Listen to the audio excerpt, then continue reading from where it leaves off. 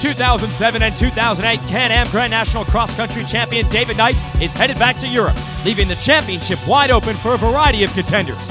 They're all primed and ready, but the time for talk is over. The time for racing is now. Playing in the dirt, face full of mud, sacrificing flesh and blood. Playing in the dirt, digging in the ground. Oh, now I'm asking you, where you gonna be when it all goes down, down, down, down, down, down? Well, hello everyone, and welcome to Racer TV, covering the Can-Am Grand National Cross Country Series, the world's biggest off-road racing series. I'm your host, Jason Wygan, and we are ready to kick this 2009 GNCC Championship Tour off. Today, it's round one for the two-wheeled folks, the dirt bikes, in Florida, the Parts Unlimited River Ranch GNCC in Lake Wales. This is going to be a truly physically demanding test for our riders. Normal GNCC races, it's all about trees and mud, rocks, hills. Not today. Florida is sand, sand, and more sand, and nothing drains a rider's energy more than pounding over sand whoops for 3 hours in heat and humidity.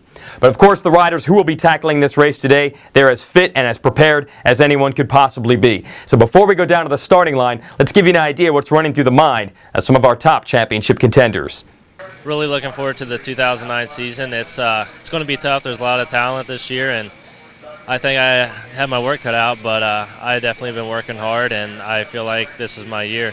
Last year was a good year where I finished fourth, and of course I want to improve on that. And when I think about improving on a fourth, I don't think about getting on the podium. I want to win. This year I plan to definitely start Florida with a good note compared to last year. So we're happy with that. Get out of this place with a win or a podium, and then the rest of the races get on the box and wins, and then towards the end of the season grab the championship lead, and then hopefully a championship at the end of the year. Yes, it's a new and going to be exciting season. I think there's a bunch of guys out there who can take this title this year, and hopefully I'm going to be the guy leading the way. The new Kawasaki's going really good, and the new team, the Geico team here, is a good bunch of guys to work with. So we've got some good sponsors on board, and I'm looking forward to a good year. All right, let's get inside the heads of our GNCC racers a bit. The real story coming into this tour, the 2007 and 2008 GNCC champ, the man right behind me, David Knight, is not competing in the tour for 2009. He's from the Isle of Man. He's decided to move back to Europe and leave his GNCC trophy case behind. That means the riders have never been more keyed up for a GNCC championship. This is their best opportunity yet to win. So let's go down to the starting line and find out who takes round number one. Well, everyone is pumped up for this, a wide-open championship fight. International contingent, 8 riders over from Japan and 1 trophy girl, thanks to the folks at the JNCC series. Here's your starting line. The best off-road riders in the world have been training months for this moment. Let's go racing. 2009 GNCC Championship Tour underway. On the inside, Charlie Mullins in the number 5. Kenny's going to try to sweep it. Can't make it happen. Mullins grabs your first whole shot of the season. Backed by the folks at MotorcycleUSA.com, $500 extra for him. Into the woods we go. And Mullins already establishing himself. It's a more wide open section of the course. Mullins on the FMF Makita Suzuki. Here is Canny, who tried to snag that hole shot from Mullins early on the Shock Dr. KTM. He's in the number 2 spot. And you see the different lines everyone using. How about this? Shane Watts. You never know down here in Florida with Wattsy, the 2000 GNCC champ. And here's Barry Hawk, your 2003 champ, rejuvenated this year on the Ampro FMF Yamaha, now on a 450, making that thing work. There's Kurt Caselli, new to the Shock Dr. KTM team, and the new Kawasaki man, Paul Whibley, coming through. Let's go back to the starting line. XC2 lights now get underway. A minute gap between these two classes. Here comes Caleb Russell on the inside, and he's going to hold on to take your Cometic Hole Shot Award. So the Shock Dr. KTM rider out of Ohio has got the early lead in the XC2 class, and continuing to hold it out here in the field and running right through that mud. Here is Guy Giraud out of Canada coming through next. He's in the XC1 division. They've already caught Guy. There's XC2 riders. That's a young class. A lot of teenagers in that group on 254 strokes. Back to our leader, Mullins. He's on the big 450 in the XC1 class. And the fans cheering him. Fresh Woods, Watson a second now. Kenny in third. and this is the first time these riders have seen this portion of the racetrack. It's brand new. There aren't even any tracks laid down, just arrows on the trees. You got the Geico Kawasaki riders with Jared and Whibley coming through next. Josh Strang and Thad Duvall, the much-hyped rookie, followed by Glenn Carney and the Factory Husky. Now back to the XC2 riders. Russell still leading Thomas. 31 is Andrew Matuzik. 44, David Snyder. And again, they're a minute back, but they do have adjusted time on their side. But really, they're not racing Mullins here to try to win the overall. They just want to win their class. See how these guys have to follow the arrows. No established trail and no practice or pre-running in GNCC. Here's Hawk trying to keep those KTM riders in close as they're all trailing the number 5 Suzuki of Mullins.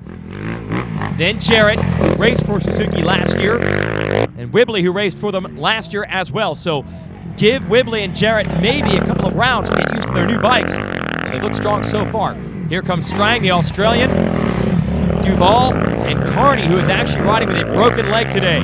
Then you've got the KTM boys of Caselli and Mike Brown. Mike Brown, a motocross rider who's trying out GNCCs today, looks strong early.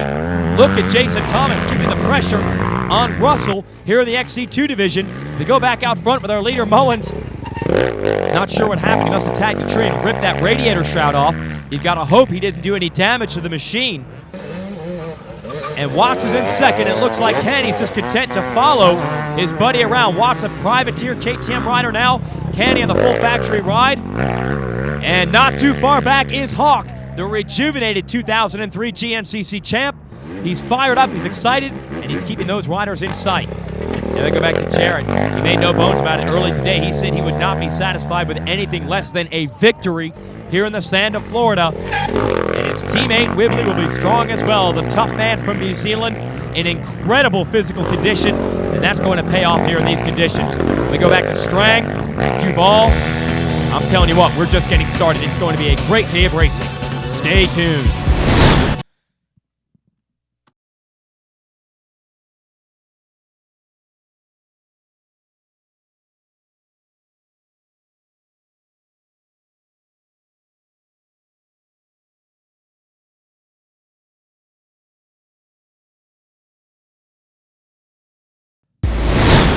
Racer TV is brought to you by Can-Am, Rocky Mountain, and by Yamaha.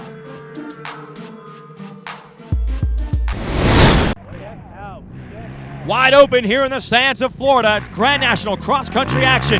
Charlie Mullins, formerly of Ohio, now makes his racing home in North Carolina, although he spent a lot of time here in Florida getting prepared, and he needs it. Shane Watts on the move in second. He has left Nathan Canny behind, and Canny might soon have some company from Barry Hawk, who's been back there stalking him on that big Ampro FMF Yamaha. And we go back to Jarrett. Oh, but Jarrett runs right through the Maxxis banner, trying to find a smooth line. This course has already gotten rough. And this section right here, you'll see the riders move further and further outside. Here comes Caleb Russell, leading the XC2 class for the 250 bikes. And back up front on the 450s, you've got Mullins under the bridge. Out and gone. Still Watts back here. Now Shane Watts basically makes his living teaching riding schools at this point. Does not race this series full time, but there's no denying his talent. And here in the sand of Florida, he is as fast as anyone. We're definitely seeing that so far with Kenny and Hawk and Jarrett still inside the top 5. Now we're going to stay with this battle here, but let's take a break for our Rocky Mountain Spotlight of the Week. This week we're looking at Kenda tires. Tires set up very critical in sandy terrain like this. For more, let's go to Ampro Yamaha's Hare Scramble champion, Jason Rains.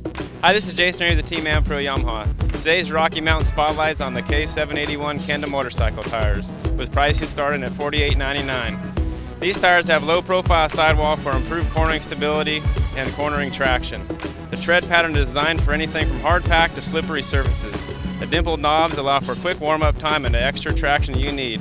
They're available in sticky rubber compound for higher traction, and they're available in 19 to 21-inch rims. Rocky Mountain ATV MC is a leading online seller of ATV and motorcycle tires, accessories, and apparel.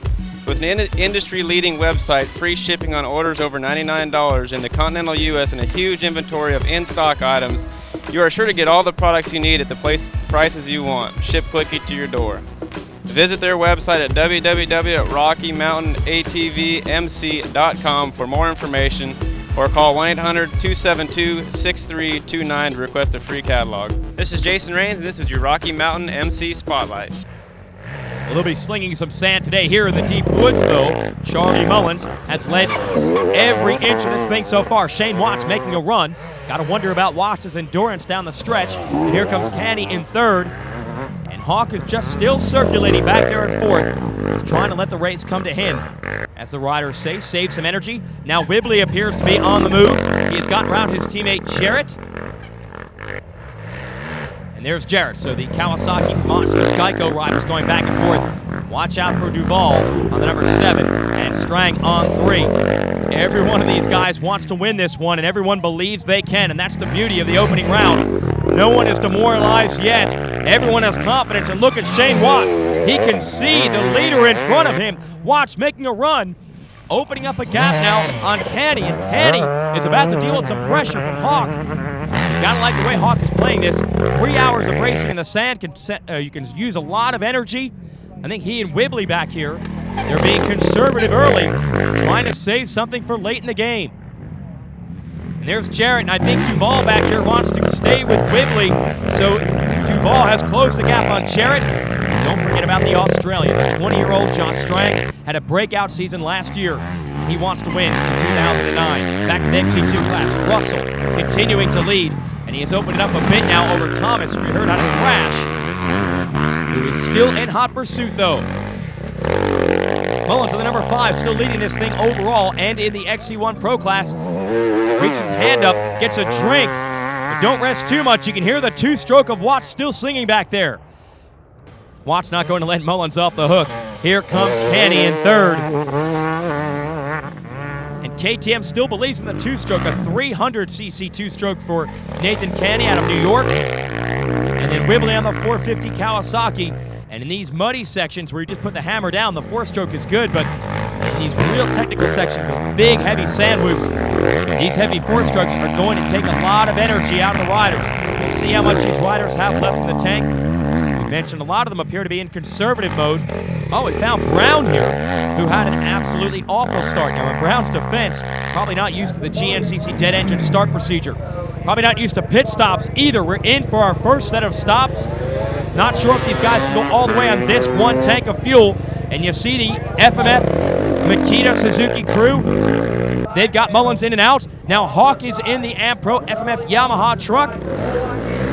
And he's out of there. Whibley in as well. They're getting ready for the second half. We'll be ready to cover it when we return. Don't go anywhere. Racer TV will be back after this.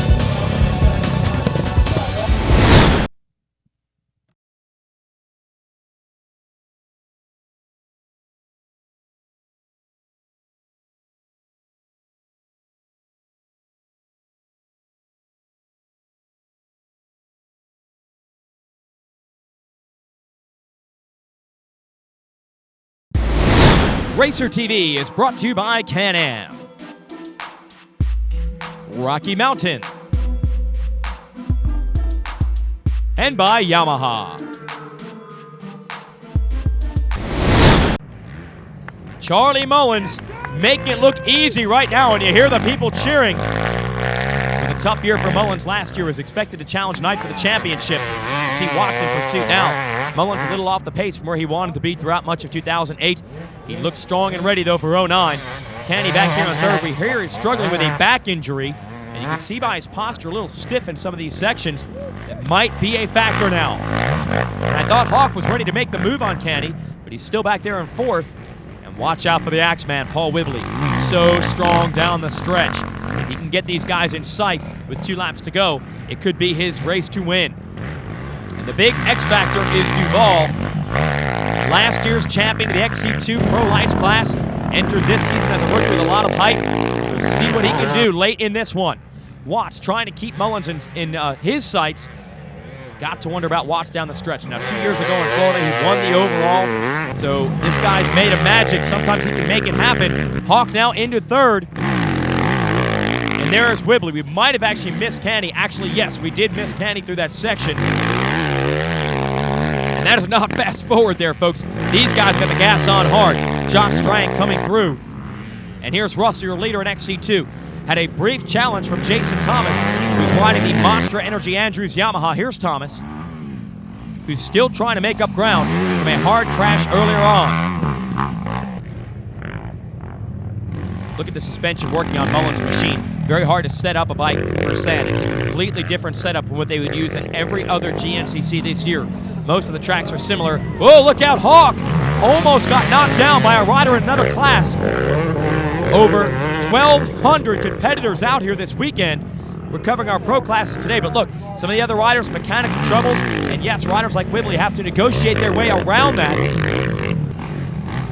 And here is Strang starting to close in. He's gotten around Jimmy Jarrett now, so Strang going to try to go after Whibley. Hawk, meanwhile, has gotten around Kenny. We saw that. Maybe Hawk can make a run at Mullins, who has been basically unstoppable in the early moments, and looks like Hawk is going for it. Hawk up into the number 2 spot. Whoa, almost over the bars for Barry. And you can tell he's pushing it, but he's got Kenny right behind him on the KTM, and they've both gotten around Watts. And you've got to wonder, did Watts only have a few laps of energy in him? If he's getting tired, Whibley is going to go forward. That man never gets tired. So here is Mullins, not known as a sand specialist, but spent a lot of time down here in the winter riding in Florida. He's sharpening his game has paid off. Looks like Kenny has gotten back around Hawk. So they're going back and forth for a second. I thought Hawk might make a run at Mullins. Not going to happen. And they'll have to worry about Whibley back there in 4th. Back to the leader. Oh, I thought Mullins had thrown it away. You tag a tree at this speed. This is 3rd gear stuff. And you are out for the day. That is going to hurt. Kenny now solid in 2nd, but look how stiff he is upright on the bike. I've got to think that back that he jammed a week or so ago before this race, that's got to be a factor. Let's see if Hawk or Whibley can mount a challenge, or is it up to Kenny to try to run Mullins down? We're going to find out when we come back. Stay tuned.